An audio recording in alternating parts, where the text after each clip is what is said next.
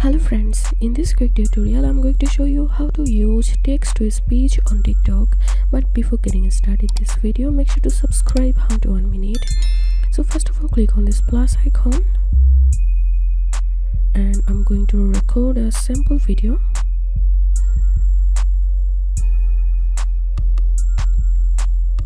And then click on OK.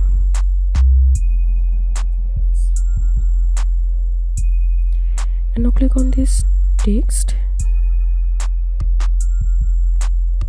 and I'm typing here.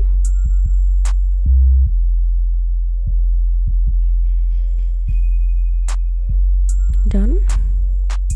And now click above the text and click on text to speech.